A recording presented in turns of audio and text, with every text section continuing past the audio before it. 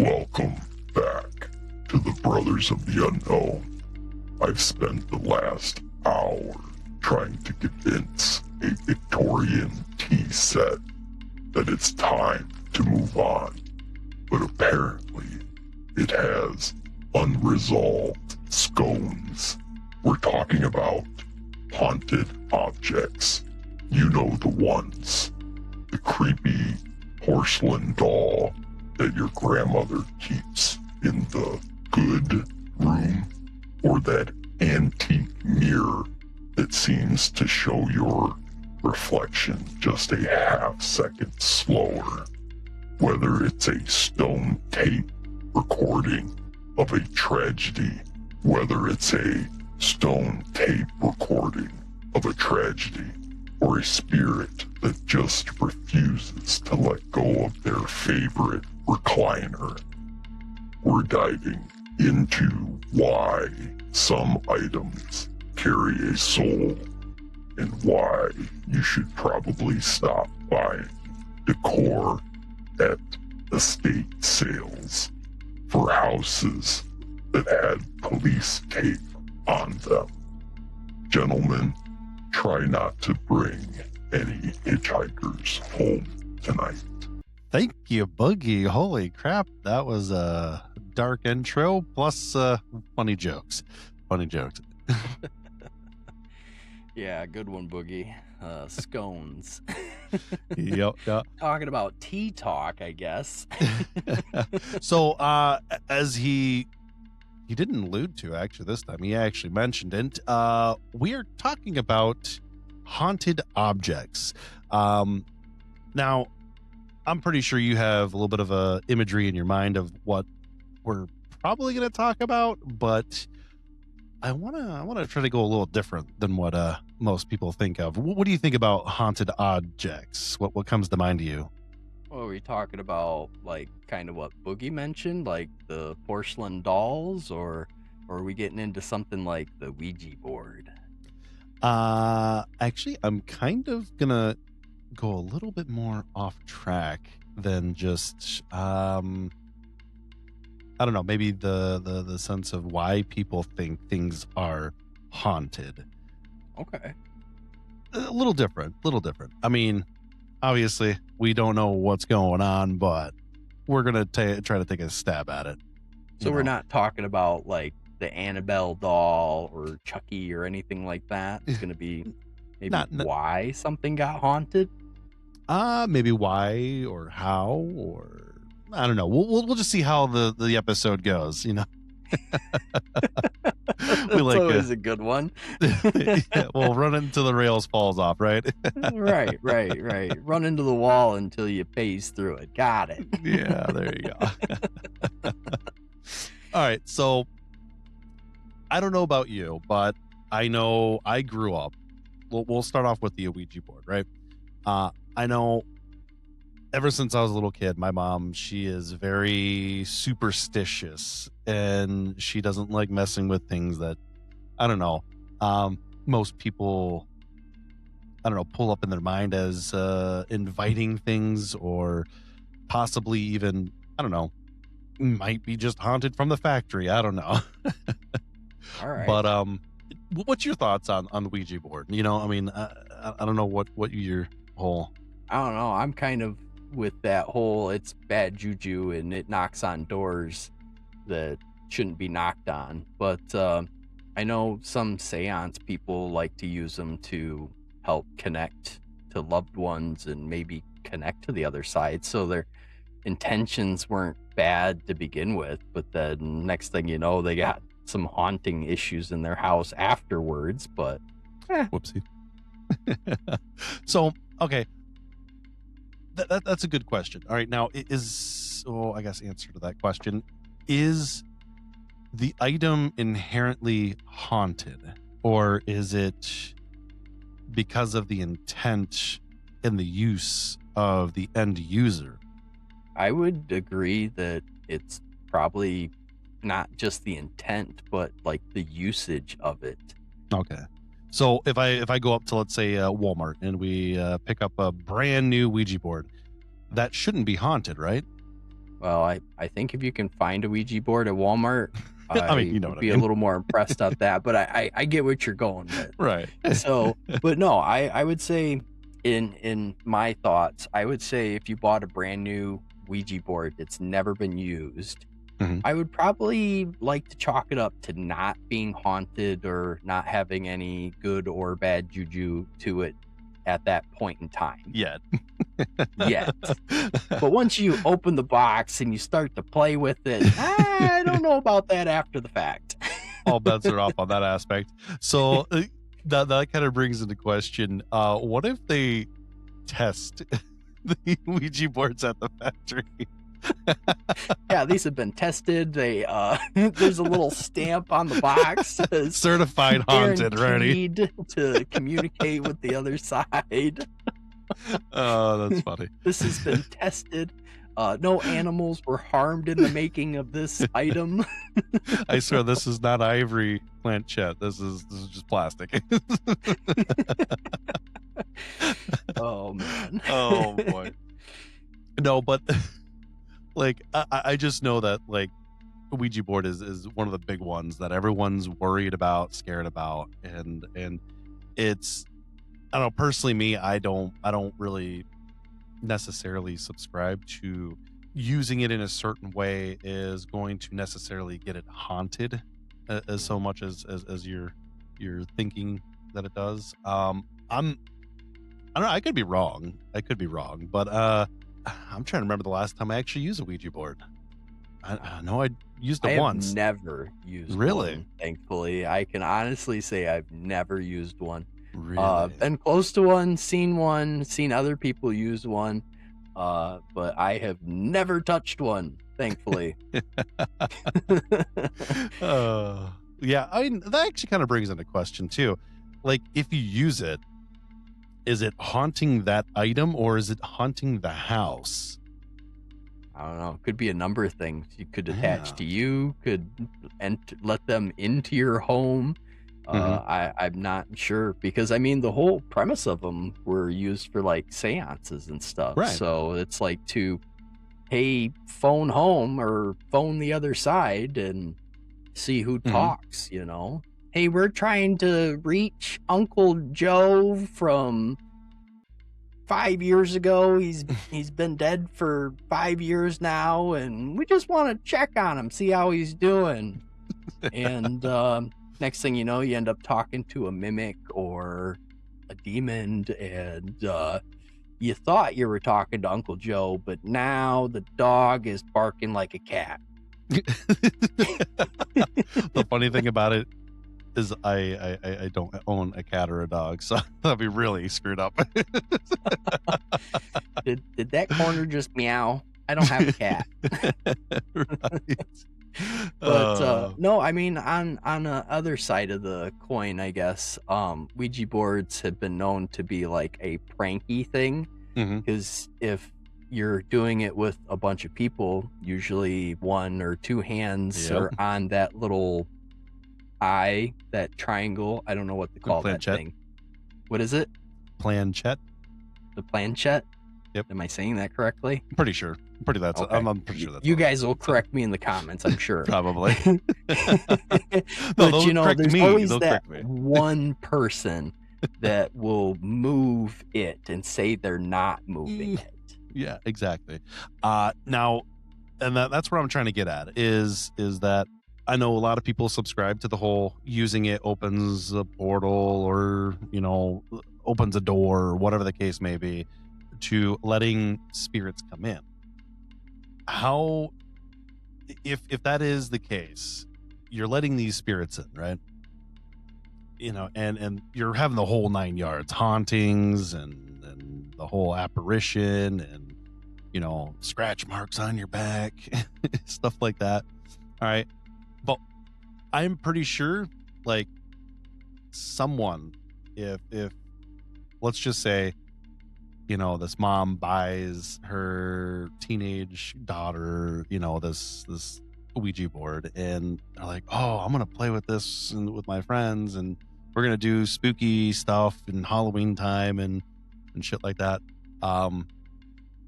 And they do exactly what you say. You know, one's moving it around on purpose and trying to spell out these spooky things and whatnot, and trying to get all the other girls scared and so on and so forth. Right now, if a spirit actually did come through, and this mom now has to deal with a whole bunch of things, do you think that she would just like write a strongly worded letter to whatever the maker is, saying, hey, Oh, I could imagine the fan mail that or the hate the mail? company that makes Ouija boards, if you have any issues, like there's maybe a little warning label on the back of the box. Do not call our company if you end up getting your place haunted, because we don't have the amount of sage you're going to need.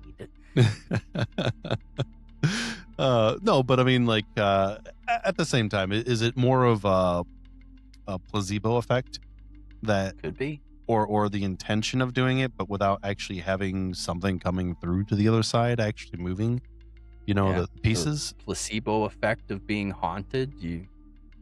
Something Mhm. weird happens in your house and you're just like, well, that never happened until I bought that Ouija board, which Mhm. it probably did happen, and you're just now more hyper aware because you bought a Ouija board. Right. don't There you know. go. There you go. The scapegoat of the situation. But I guess I don't want to talk about just nothing about Ouija boards. Let's go ahead and switch some gears. Now, what about like the whole creepy porcelain dolls, or even just toys in general, not necessarily those Ouija boards? How do you think that, like, is it more of the love and attachment of the toy, or is it more of the trauma of the event? I would probably chalk it up to both, either or. Mhm. If you have a child that was, let's say, battling cancer, Right. don't want to put any bad Bad juju juju. out in the universe, but things Right. happen, Right. and you got this young kid that has a doll Mhm. and loses the battle. Right. And, there's a lot of sentimental value to that toy. Right. And maybe it just has a weird feeling. And now that you have it in your house, and now you just feel like you're being watched. And, it's not necessarily being haunted. The doll isn't being haunted by a bad spirit or a bad entity or any bad intentions along with it, but it's just this eeriness that something is now attached to something and hasn't figured out how to move on, and is Mhm. kind of like tethered to it. Right. So more of an intelligent haunting rather than more of a residual. Like, Or it could be both. I you mean, know? because like I don't know necessarily. I mean, obviously you have like the Annabelle doll, where it's more of an intelligent haunting possession of the toy, I guess. Yeah, that one's a nasty thing too. Right. But like, I don't know, like maybe the doll situation is not quite the analogy I want to go with. Maybe more like a place. Let's say maybe like a bar, right? Okay. And I the know owner a of the few bar. haunted bars actually. Oh yeah, there probably is a whole lot of them.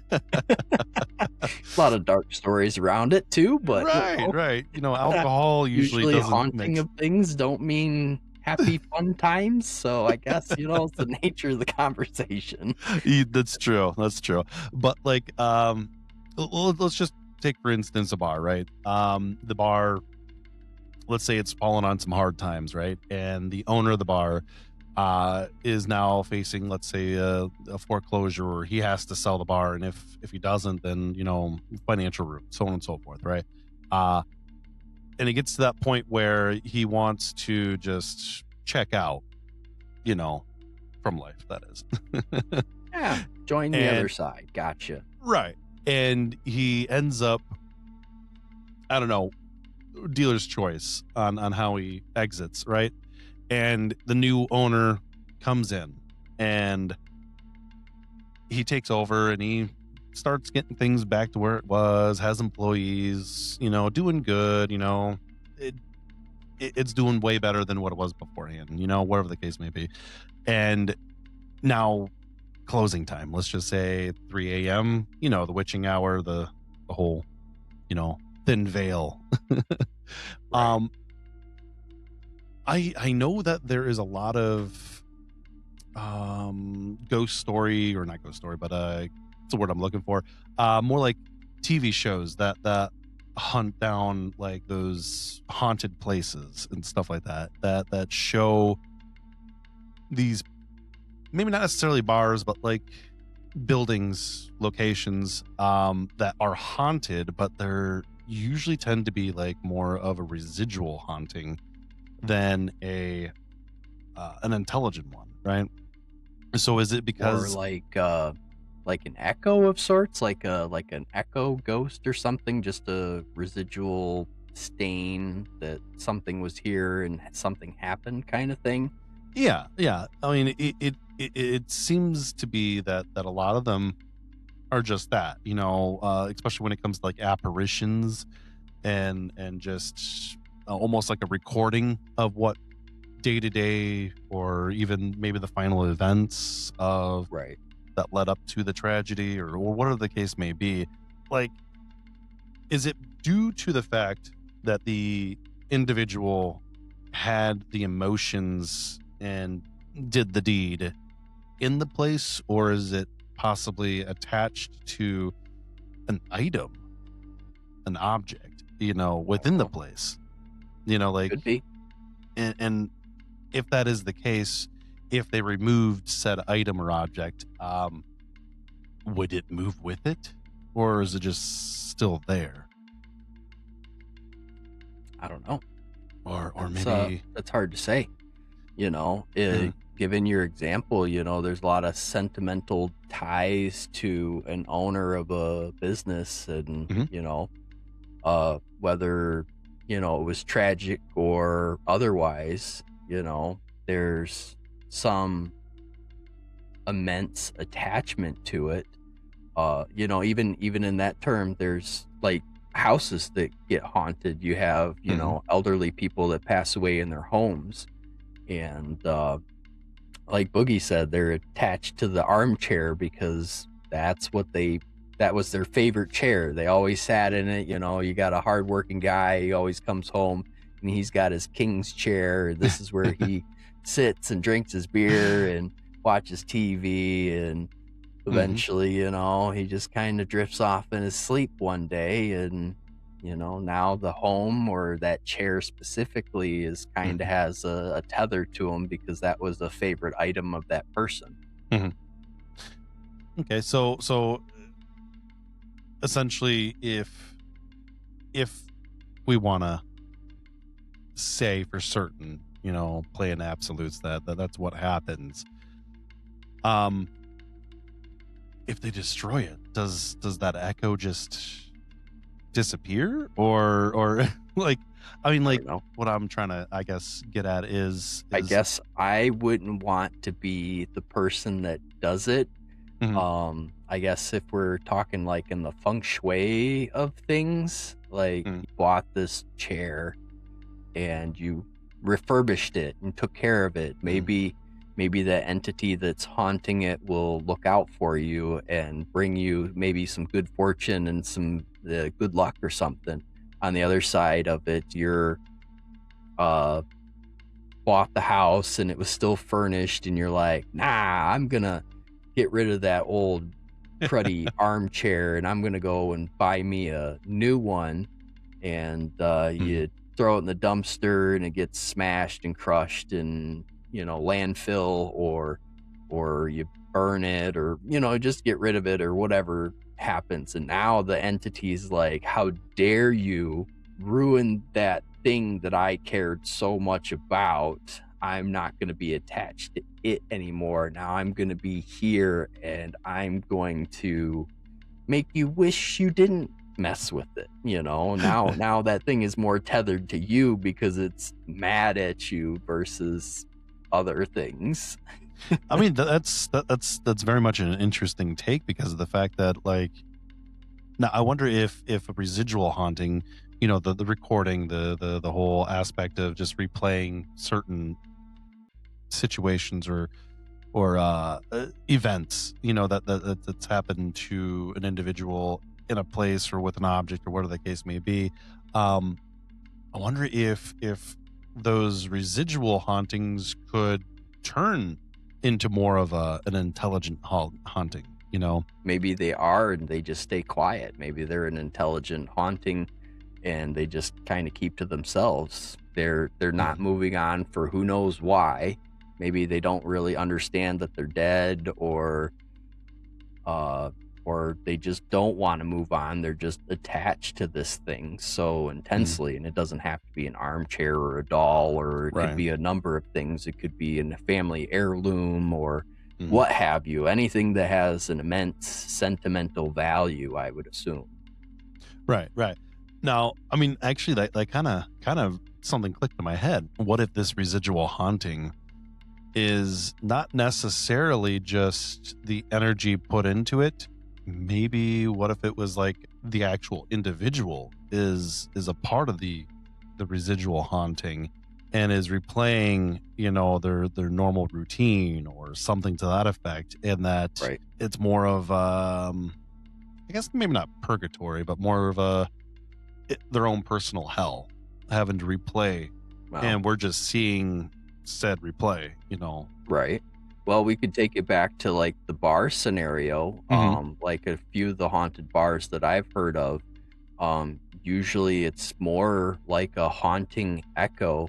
Usually, when people spot the spectral being, it's usually doing one of a few things. It's either going up the stairs, walking into the old office room, making a pass through a hallway, or walking into a room, and it disappears as about as quick as it appears, and they're like, did I really see that? Right out of the corner and of the it's eye. usually, what did you see? It's like, oh, I just saw this like ghostly figure walk into the office, and I was like, oh yeah, about a month ago I saw the same thing. And it is maybe more of a repeated pattern, and that was something that spectral ghost used to do when they were alive.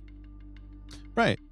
So if that is the case, let's just say my theories or my mind click is actually true, right? Where like they are trapped in a replay over and over and over, doing the mundane or even what led up to the tragic event. If you, let's say, anger said spirit, or kind of like what you were mentioning, the chair, you toss it in the dumpster and it gets destroyed, and it then snaps out of it and says, whoa, what the fuck, asshole, you just ruined my chair. Now you have an intelligent haunting. I don't know if I've ever heard of such an event happening, I guess, or have you heard anything like that before? I mean, the thing that comes closest to mind would be like the Annabelle doll. Anybody that messes with it and angers its haunting, tragic things end up happening to said individuals. So, and that's kind of the whole theory of the thing being so haunted and kind of dangerous. I want to say the Annabelle doll is probably the closest thing to a real SCP. Probably they probably do have an SCP, specifically maybe the spiritual version of it. Well, I don't know. There's an SCP that's a teddy bear, and I don't think it's haunted. It's just a Chucky doll of a teddy bear. But maybe we'll, let me know in the comments if you want me to bring up the SCP teddy bear, and maybe I'll go into detail about that one. So let me know what you guys think. Yeah, I think that's going to be something that I'm kind of interested in too. That doesn't really have any tie-in, but it just kind of made me think toy, bad juju, definitely that thing. Right. I do you know extensively about what the Annabelle doll is about? so to speak? I did. I was kind Hmm. of going down a rabbit hole years ago, but I haven't paid too much mind to it to pull anything off top of my head. I would Okay. have All right. to refresh myself with some stuff. But I Right. know it's in a glass case in a place where it's said to be at its most peaceful for whoever the owner is or something. Hmm. Uh whatever that situation it's in seems to keep it docile, but I wouldn't want to go visit and make silly faces at the thing and taunt it like a monkey at the zoo. You're just asking for bad. So that is probably true, and that's something that I probably wouldn't do either, because why tempt it when you know that right. that Oh, there's you can't hurt me. You're just a doll. Everybody thinks you're haunted. And it's going, challenge accepted. 3 a.m. Ugh. Be ready. Try me, bitch. No, I mean, I kind of wonder if there has been any kind of scenarios or situations, and whoever's listening, if you've ever heard of such a scenario where you destroy, or someone had destroyed something that was more attached to a residual haunting that then turned into an intelligent haunting, please leave that in the comments. We want to know. We want to hear from you guys too. I mean, it'd be fantastic. We're not the only crazy ones in the world. Join the weird. Right, exactly. Well, I mean, I don't know if there's anything else you want to bring up on the whole subject of haunted items. Maybe have you ever had a haunted item before, I or what you suspect it to don't be? think I've ever really had a run-in, but I guess Ooh, that please tell. creepy old house. Oh boy. That, yeah, that whole run-in with the Yeah. Shadow Man. Not Mr. K. Shout out. So my mother had a fascination and kind of a collector's kind of thing where she collected dolls, and she had a fair share of porcelain and quilted and all kinds. She Why? made one of the rooms completely about dolls, doll wallpaper, the whole like dolly room. The bed was in lacy blankets, and this bedroom was basically themed to collect my mother's dolls. And me and my brother kind of became a little numb to that fear, if you will. Uh-huh. But any of our friends that came over to hang out or spend the night or whatever, and they would not go in that room. You know what? I don't blame them. I don't blame I them. don't blame them either. I've always been leery about the room, and I kind of avoided it in the sense of if I ever walked in there and a doll was just like, no, Done. I'm See ya. gonna Goodbye. sleep on the couch tonight. And to put the cherry on the cake, my bedroom was next door to that room. Oh, did you hear any weird noises, like little footsteps? Luckily, no. I probably would have scratching? chalked it up to the cat. I probably would have chalked it up to mice or rodents or something like that. But if I would have been like, I hear some laughter coming from that room. But I would like to say my mother probably collected new dolls. I don't think she ever found dolls at like estate sales and resale shops. I could be wrong. She's gonna be like, hey, I watched your episode, and yeah, a few of those were, but it was good times. Oh, So man. few probably remember this, and I'm probably gonna show my age, but I used to have a doll like growing up. Mhm. And it was called My Buddy, and it was kind of like an iconic doll style. I guess as kind of your doll for a boy, not your Barbie dolls and that sort of thing, And this thing, was in probably a red shirt and blue overalls, and like had blonde hair or whatever, had a little blue hat or whatever, and it kind of resembled Chucky, but like a good, not demonic, decrepit, torn apart, bloodied, that sort of thing. It's a kid's doll, Right. not this Halloween thing. Right. And we had some friends come over and stay the night. And that was probably the last time we had friends stay over the night at that house. Because I got a little funny and decided to go get my old buddy doll out of the doll room after we freaked our friends out from the doll room. And I don't know if we watched Chucky or we were talking about scary stories. Like the house we lived in, it was full of antiques. So the humor of this place is probably haunted was just kind of in the air. And so my buddies were hanging out with my brother in his room, and I decided to go grab my buddy doll, and I walked down the hallway and go into my brother's room with the doll behind my back, and I kind of sneak up behind my buddy and I go, "It's Chucky," and I throw my buddy doll at him, and he like catches it, screams bloody murder, throws it at the wall, almost breaking the window, and he ran downstairs, and I'm pretty sure he called home and had his mom come pick him up. Jeez. It was horrible, but it was funny. It was some fun talk after the fact, but he's like, "Yeah, never going back to that house." And he's like, "I don't blame you. That doll room freaked me out." So no slight to your mom, but like, I don't know why people dedicate rooms to creepy objects. I don't know. Some people are collectors like that. Right, I mean, like whether it's Pokemon cards or porcelain dolls, I guess there's just that spooky, humanistic thing humanoid to things, dolls and toys like that. So right. It adds that little human element to it versus I got a stick collection.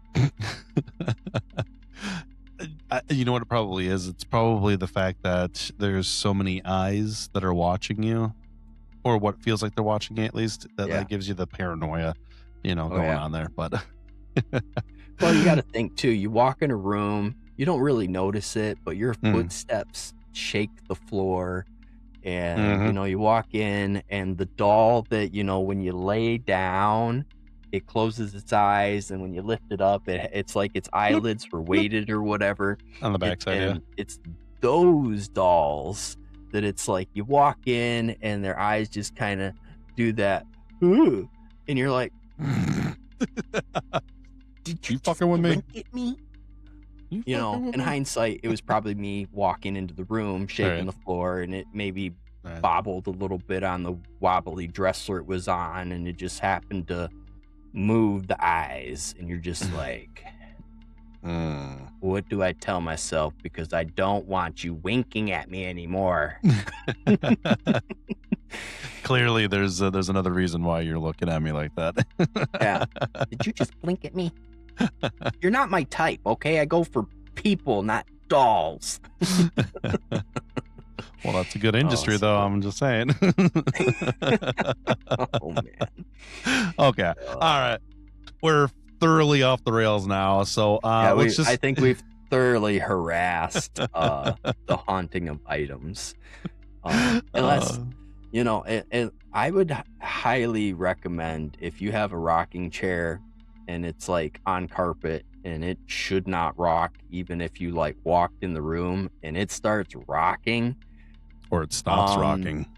I don't know if you want to get rid of it or burn it or keep it and treasure it. I don't know what kind of good or bad side you want to get on something that would be haunted. My best advice is be respectful, whatever you do. Right. Yeah, just don't sit on it. Oh, maybe it wants you to sit on it. Maybe it needs to be used. Maybe it's like, my chair hasn't been used. I currently scare too many people off. I just want somebody to sit in my chair. Or you sit in the chair and the ghost is like, why are you sitting on my lap? This is not fun for either one of us. I'm gonna make you have the worst nightmare you've ever had in a long time. You're right, exactly. Boy, oh boy. Well, I guess with that said, you know where we are. We're here on YouTube. Here, we're also over on Facebook. If you didn't know, if your first time here, head on over there. Give us some comments. You know, we try to keep things moving over there as much as possible. Lately, it's been kind of, flatline, but hey, we'll try to hopefully get some people over there to liven up the bunch. And also, we are actually trying to work on getting on TikTok. I don't know, maybe by the time this airs, we might be on there already. I don't know. But with that, I guess you want to send us along our way there, Mr. K? All right. I'm Mr. K. That's Mr. B. Yo. Thanks for joining the Brothers of the Unknown. And don't forget to stay weird. Well, the guys managed to get through the list without accidentally buying a cursed jewelry box from eBay. A successful night by any standard. Remember, if you buy an antique and it starts moving on its own, it's not a vintage charm. It's a roommate that doesn't pay rent.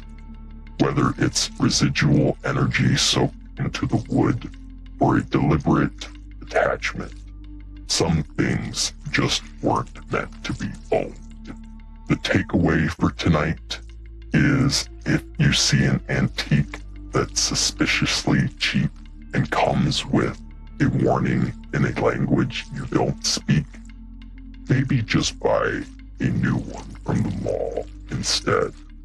Not everything needs a history, especially if that history involves footsteps in the hallway at 3 a.m. That's my gig. I've been your boogeyman, and this has been the Brothers of the Unknown. Keep your eyes open, your salt circles tight, and for heaven's sake, if the doll blinks, run. See you in your nightmares.